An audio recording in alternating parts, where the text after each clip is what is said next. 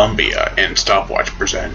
This intro was much creepier. We already got people talking. We still got establishing shots of the fog in this trailer. They already got action in this trailer. This trailer's trying to build up, which could be a good thing if the film didn't totally suck ass.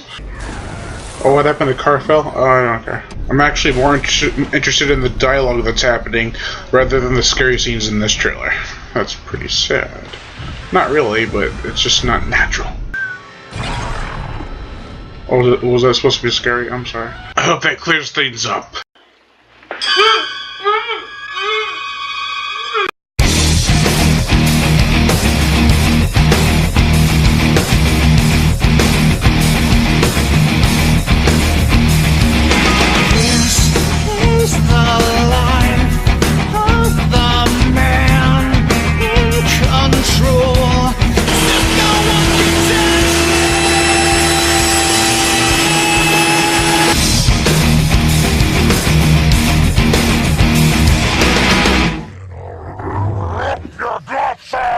The fog.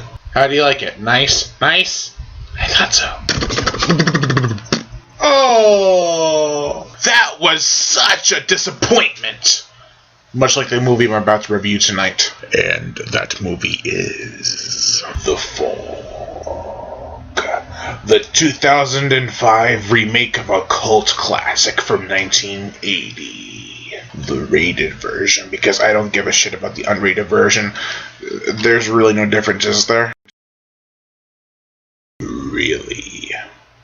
This film, unrated, has a few additional scenes, plus a scene where the priest gets stabbed with a shard of glass, and there's just a little bit of extra blood on it. Very little bit, but that's enough to make it an R rating if they didn't change it. Jiminy Crickets! That'll teach investors not to poke their freaking greedy little hands in the pool of this movie genius.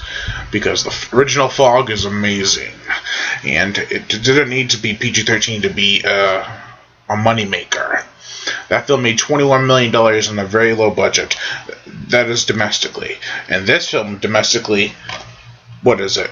Freaking 25 years later, made only $5 million more than the original did domestically, and this film had a much bigger budget. But PG-13 or rated R, nobody gave a shit, unless you count John Carpenter or Deborah Hill, or just both. They were so disappointed in the way they created the original that they were destined and set out to make a remake that would be far superior than the original.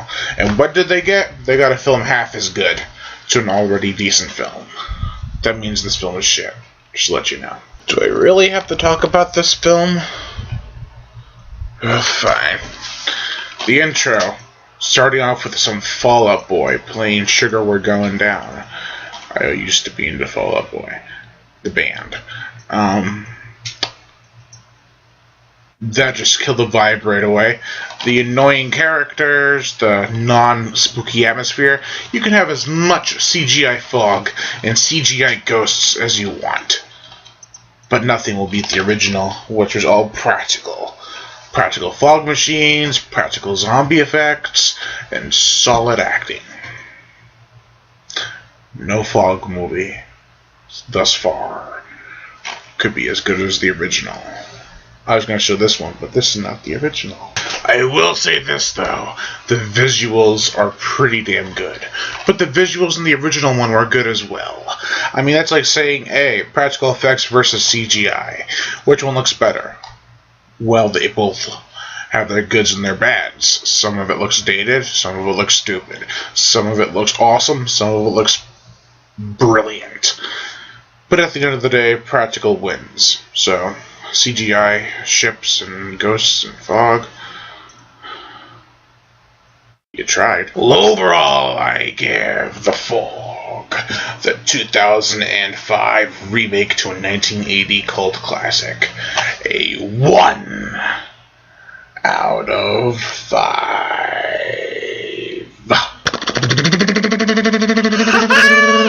Special effects look better here than they did in the Fog remake. I am Brian Gatto, host of Horror Show Movie Reviews.